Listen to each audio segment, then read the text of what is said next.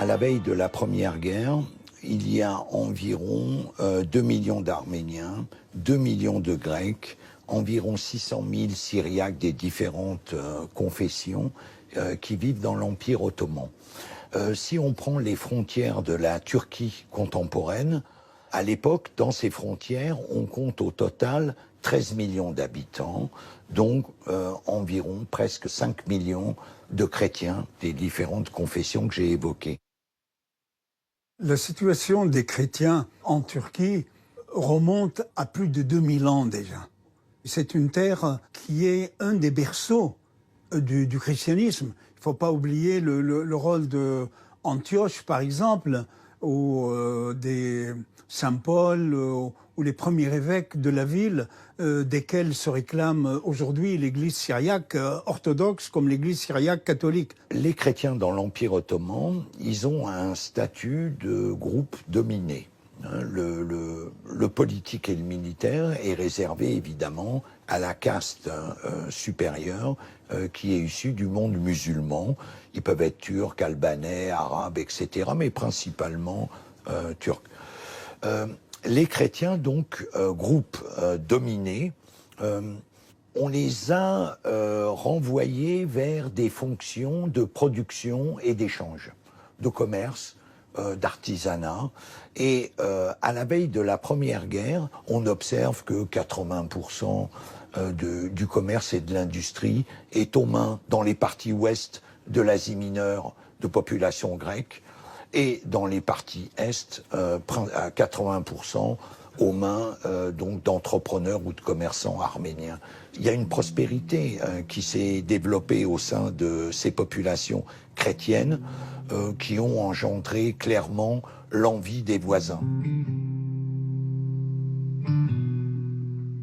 Le poids politique des Assyro-Chaldéens syriaques était minime. C'était une population essentiellement rurale et pastorale. Ils n'avaient pas de députés au Parlement, donc ils n'avaient pas une voix porteuse comme pour les autres communautés, comme je pense à la communauté arménienne. Donc il y avait une différence là importante, ce qui fait que quand il y a eu même le génocide, on en a beaucoup moins parlé ici en Occident parce qu'on les connaissait moins. Dans le groupe dominant, il y a la claire conscience que l'Empire est en train de s'effondrer. Et il y a une élite, principalement militaire, qui songe à faire une révolution pour reprendre les affaires en main. L'élément essentiel de cette révolution, c'est de quitter le statut impérial pour transformer l'Empire ottoman en un État-nation sur le modèle européen. Je crois qu'en évoquant ça, j'ai touché à l'élément central.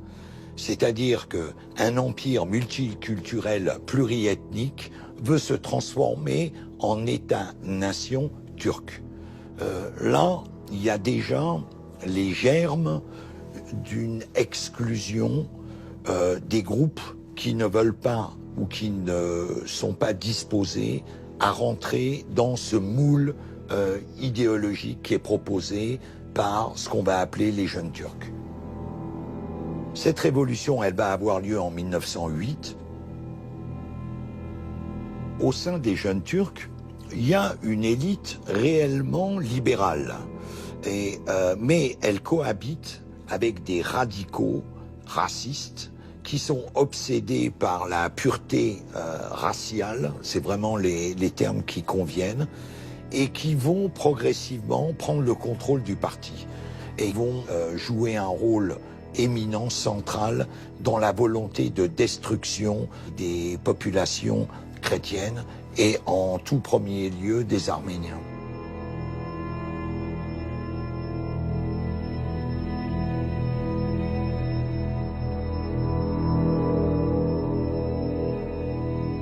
On est passé de l'ottomanisme au panturquisme, c'est-à-dire de regarder du côté du Caucase et d'aller au-delà du Caucase, vers les steppes de l'Asie centrale et vers l'Azerbaïdjan persan, en caressant le rêve de ce qu'on appelait le pantouranisme, une unité des populations turques.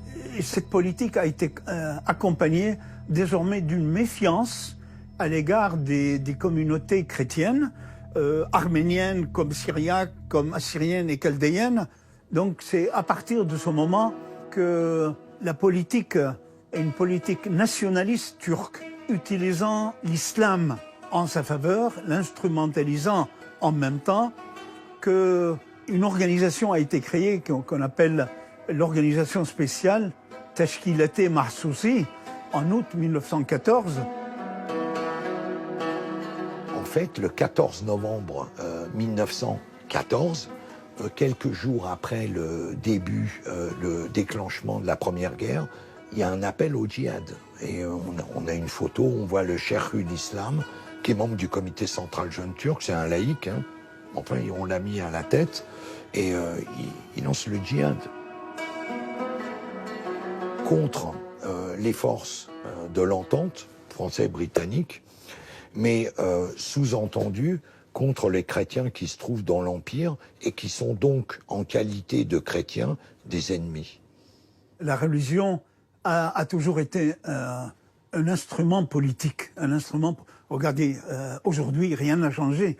C'est-à-dire, quand on veut mobiliser, exciter la population, on utilise beaucoup l'arme religieuse. D'autres l'ont fait dans l'histoire. Il y a une volonté d'exclure ces populations du cadre ottoman pour pouvoir bâtir l'État-nation turc. C'est une condition nécessaire aux yeux du comité central jeune turc. Et pour parvenir à cette exclusion, ça peut prendre des formes diverses. Par exemple, pour les Grecs, pour l'instant, on n'utilise pas le terme de génocide. Il y a eu des échanges de population, il y a eu des massacres locaux, mais on va dire que c'est une méthode qui est pratiquée, qui n'atteint pas le niveau de volonté de détruire systématiquement, comme ça va être le cas pour les Arméniens et les Syriaques. Voilà la nuance. Ça veut dire qu'à un moment, on quitte même la dimension apparemment rationnelle de cette purification ethnique qu'on veut pratiquer pour entrer dans un délire de destruction. On est dans la folie de la destruction. Un génocide, c'est une folie. Le 24 avril 1915, c'est l'arrestation des élites arméniennes. On a longtemps utilisé le terme d'intellectuel. Je crois que le terme d'élite convient mieux. Rédacteurs en chef de journaux, proviseurs de lycées, avocats, députés, sénateurs, toute l'élite politique qui pense a été arrêtée, non seulement dans la capitale, mais également dans les villes de province. Et ils seront éliminés dans les semaines qui suivent. La planification est impressionnante. Il y a des listes qui sont dressées, c'est assez révélateur de la volonté de laisser sans tête. À partir de la fin avril et la première quinzaine de mai, c'est l'arrestation localement des hommes adultes en dessous de 60 ans, à peu près, et qui sont éliminés dans des rivières, dans des ravins, des zones isolées, dans les alentours, 5-10 kilomètres autour de la localité dont ils sont issus. Et là, on utilise essentiellement des escadrons de l'organisation spéciale qui exécutent ces hommes sous différentes formes, et notamment à l'arme blanche. Voilà. On les égorge le plus souvent.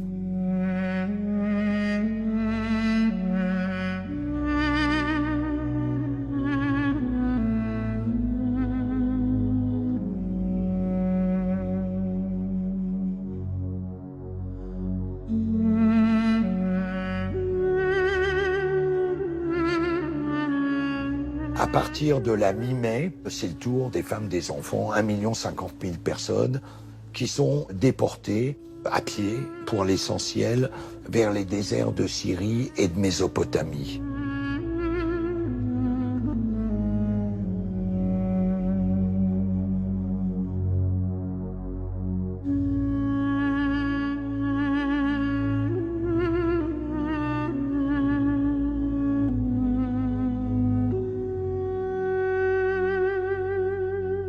On les a mis en convoi en direction de Deir ez-Zor en Syrie, de Ras al-Ain et d'autres villes.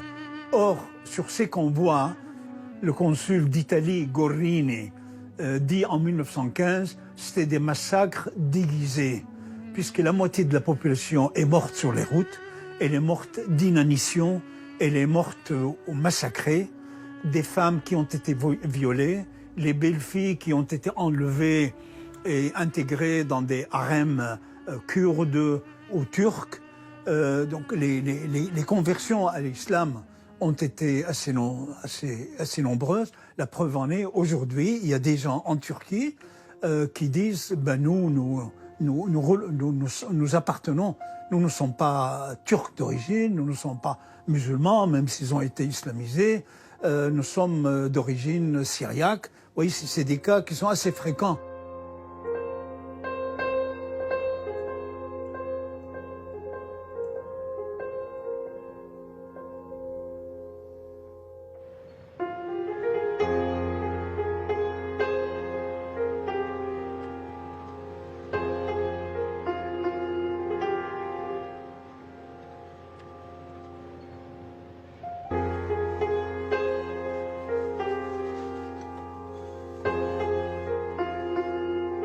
Juillet 1915, mon père, avec ses parents, ils habitaient le village de Hafsnas.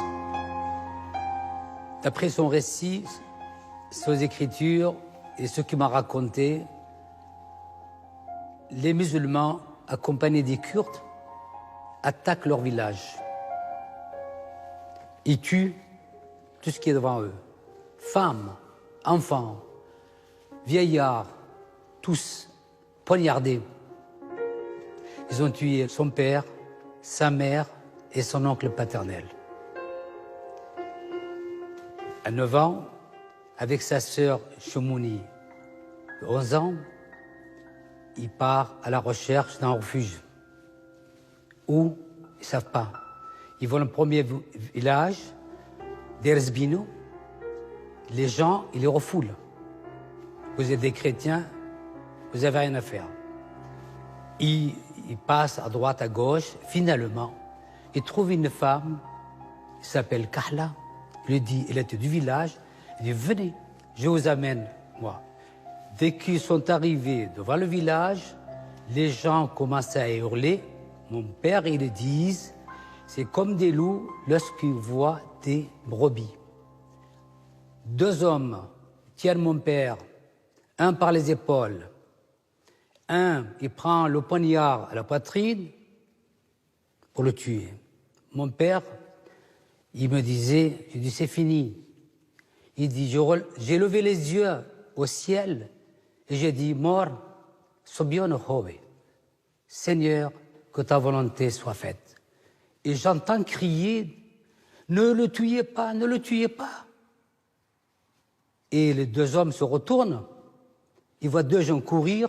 Ils disent, notre maître, Al-Mallah Mohammed Al-Hadi, il nous a ordonné de ne pas tuer ce garçon. Ils disent, mais c'est un chrétien. Il dit, on le sait, mais notre maître, il insiste.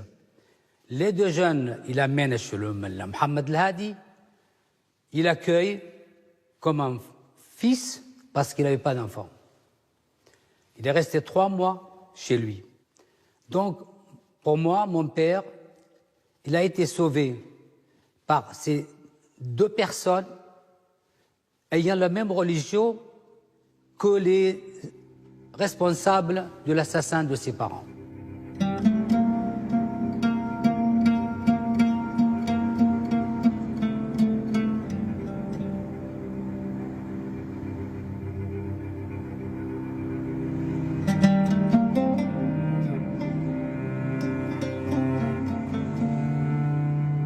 J'ai pas eu la chance de connaître mes 4 grands-parents. Donc j'ai pas eu de récit directement de la part de mes grands-parents. Après, c'est vrai que j'ai beaucoup questionné ma mère pour essayer d'un petit peu de comprendre les choses. Mon grand-père, je sais qu'il en parlait pas beaucoup. Parce que voilà, c'était le seul survivant de sa famille. Il a vu mourir ses parents et ses frères sous ses yeux. Elle me disait qu'il a fait le mort pour survivre. Donc c'est-à-dire que lorsque il y a les personnes qui sont passées pour voir s'ils avaient bien massacré tous les Arméniens, lui en fait il a fait comme s'il était mort pour pouvoir justement échapper à cela. Et je sais qu'il avait été recueilli après dans une famille pour laquelle il travaillait. Donc une famille turque, il me semble, ou kurde, je sais plus trop. Et un jour, un Arménien en fait est passé par le village, l'a vu, et de par, on va dire, son aspect physique, lui a dit mais toi t'as pas l'air d'être turc. Et donc du coup mon grand-père lui a dit non je suis arménien. Et il lui a dit ok moi aussi je suis arménien. À la nuit tombée je vais venir te chercher et puis je vais t'emmener d'ici en fait. Et du coup il lui a permis en fait de revenir vers Istanbul. Et par la suite, du coup, mon grand-père a pu reprendre contact avec donc son frère qui était en France pour ensuite rejoindre la France et y faire une nouvelle vie en fait. Du côté de mon père ou de ma mère, c'était des familles qui étaient quand même assez aisées, qui avaient des bonnes situations.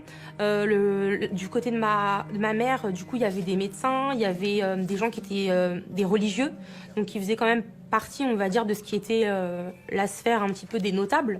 Et c'est aussi ceux qui ont été touchés les premiers. Parce que voilà, ils se sont dit on va s'attaquer à tous les intellectuels, tous les gens qui ont de l'influence sur les petites personnes, on va dire, du peuple. Et ma mère, elle m'avait raconté qu'il y avait du coup un homme d'église qui faisait partie de notre famille, qui avait été justement déporté, qui avait été mis à nu et qui avait été baladé dans le village de manière à l'humilier et qui avait été poussé en fait du haut d'un pont, enfin d'un précipice. Et c'est des choses qui sont très marquantes, qui sont très fortes.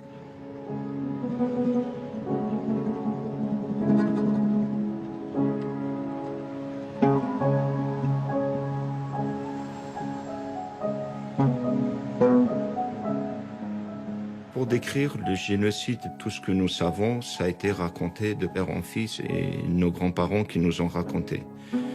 Dans le village où est originaire de ma grand-mère, par exemple, Ose, on peut dire, quand ces assaillants sont arrivés, les villageois, ils ont eu le temps de quitter le village.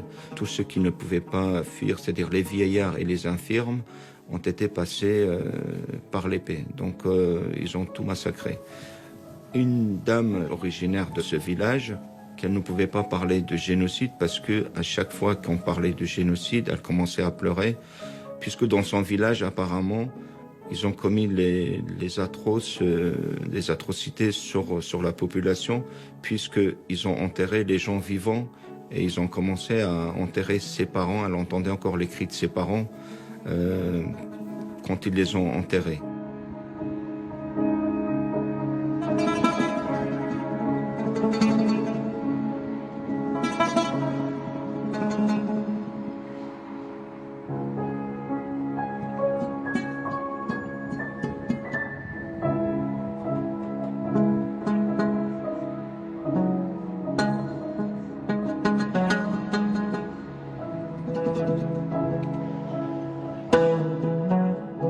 Si la quasi-totalité des villages a été attaquée par les commandos de la mort, quelques-uns ont été préservés. Mais le prix de la vie sauve a dû être payé pendant des années. Je pense que dans cette région de sud-est de Turquie, nous avons été les plus chanceux de toute la région. Ces 2 villages, que ce soit le nôtre ainsi que celui d'à côté, le village de Ishi. Notamment quand ces assaillants sont arrivés dans notre village et ils ont demandé c'est marqué dans le Coran qu'il faut aller, qu'il faut les tuer, qu'il faut les massacrer et on va aller au paradis. Donc les tribus kurdes qui voulaient protéger les chrétiens, ils sont partis voir l'imam de ce village. Ils ont eu de la chance parce que dans ce village, il y avait un imam, un homme intellectuel, très gentil, qui ne voulait pas du mal à personne. Donc, il leur a répondu que c'était des mensonges. Rien de tout ça est marqué dans le Coran. Il leur a même dit, si vous voulez aller au paradis, vous ferez mieux de protéger ces chrétiens. Et je pense que son témoignage a joué beaucoup en faveur des chrétiens de ces deux villages et ils ont continué à les protéger. Et si vous connaissez la famille ici, c'est Maman Youssef, ça c'est Maman Hormez, ça c'est Dadé Ketro et leurs enfants. Une fois qu'on a été sauvés par ces messieurs, ces descendants n'ont pas été aussi bienveillants envers les chrétiens que leurs parents. Donc petit à petit, ils nous ont encerclés un peu dans le village. Il y a eu des agressions, il y a eu des viols sur les villageois. Les chrétiens étaient vus comme étant une race inférieure. C'était des esclaves plus ou moins économiques. Et donc, de jour en jour, ils nous ont poussés vers le départ.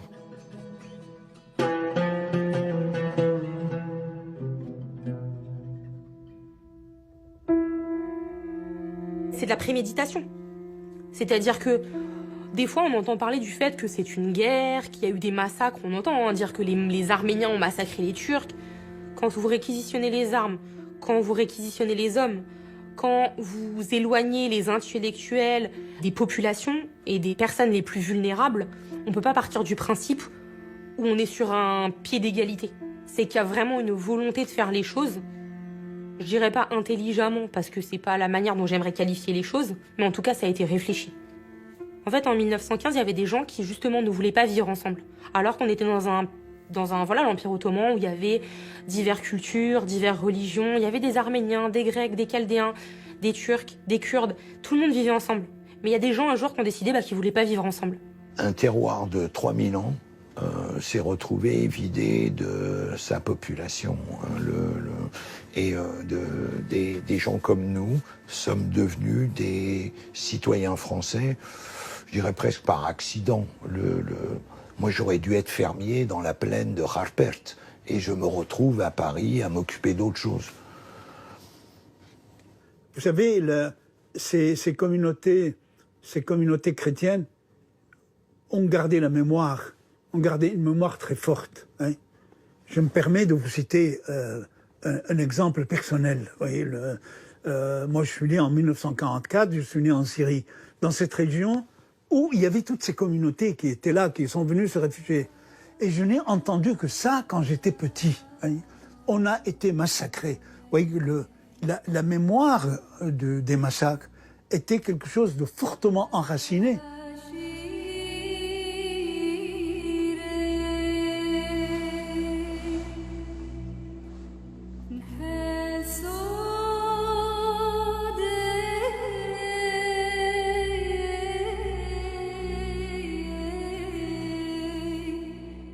Mon père, il était un homme d'espérance.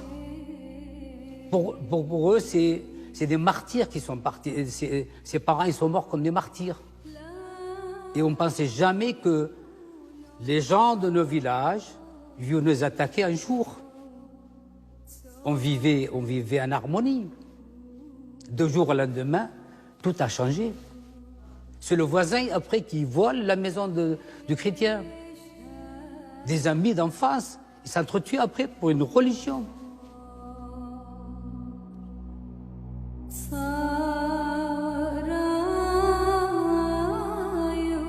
Enfin, j'ai l'impression que l'histoire en fait de tous les Arméniens, c'est un peu une histoire commune. Donc c'est-à-dire que notre histoire au sens large, je me l'approprie quand même étant mon histoire et l'histoire de mes ancêtres. En fait, ma famille est très importante, mes origines également. Donc très rapidement, j'ai voulu faire un peu tout ce que les enfants aiment bien faire quand ils sont jeunes, c'est-à-dire les arbres généalogiques, les choses comme ça. Et moi, je me suis rendu compte que ça s'arrêtait très rapidement. C'est-à-dire que je m'arrêtais en fait au niveau de mes grands-parents. Et du coup, je me disais, je vais essayer de faire des recherches, enfin des questions qu'on se pose quand on est jeune. Puis faire des recherches, ça veut dire quoi en fait? C'est-à-dire que moi, ma famille, une génération avant mon père, c'était en Turquie. juste avant ma mère, et même ma mère, c'était en Turquie. Et donc, qui dit Turquie, dit archives inexistantes. J'essaye de transmettre à mes enfants. Par exemple, ma fille, quand elle a fait son mémoire, elle a pris comme sujet les Assyro-Chaldéens. Et donc, elle a transmis aussi à son école ce qui s'était passé en 1915. Donc, pour moi, c'est primordial que les jeunes générations apprennent. Aujourd'hui, les Assyro-Chaldéens sont diplômés des grandes écoles en France et qui commencent à s'intéresser de plus en plus sur l'histoire de leurs parents, notamment ce qui s'était passé. Et c'est à eux aussi d'écrire cette histoire.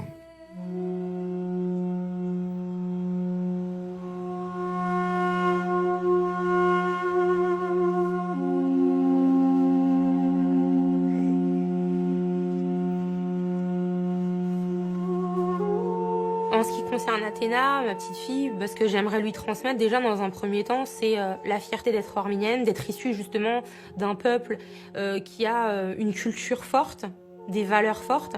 Et il faut savoir passer les obstacles en fait que la vie va nous mettre devant nous et lui dire que de par ce que nos ancêtres ont vécu, lui dire que des obstacles on en a connus et qu'on est toujours là, qu'on est fort, qu'on construit et qu'elle va faire la même chose en fait que ses grands-parents, arrière-grands-parents ont pu faire.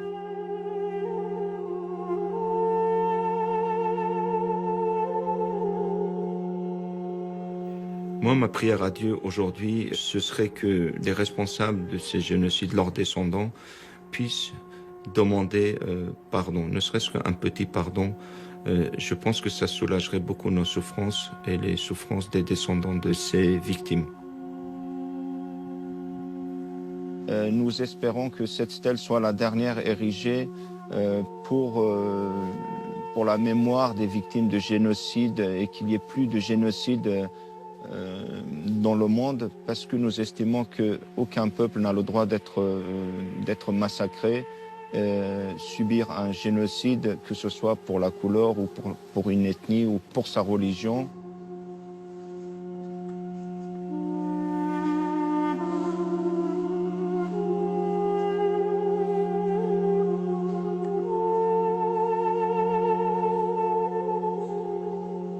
C'est la politique qui décide de tuer les gens. C'est pas l'être humain. On trouve la force de pardonner par notre croyance. On ne peut pas ne pas pardonner. Si je ne pardonne pas, mais je pardonne quand même, il faut quand même demander un pardon des fois. Mais moi, par expérience, j'essaie de toujours pardonner. Parce que celui qui est pardonné, il se rendra compte après que ce qu'il a fait, c'est pas bien. Et ce que je transmets ça à nos enfants, mes petits-enfants. Parce qu'on ne peut pas éteindre le feu par les sens. On ne peut pas éteindre la haine par la haine. On éteint la haine par l'amour.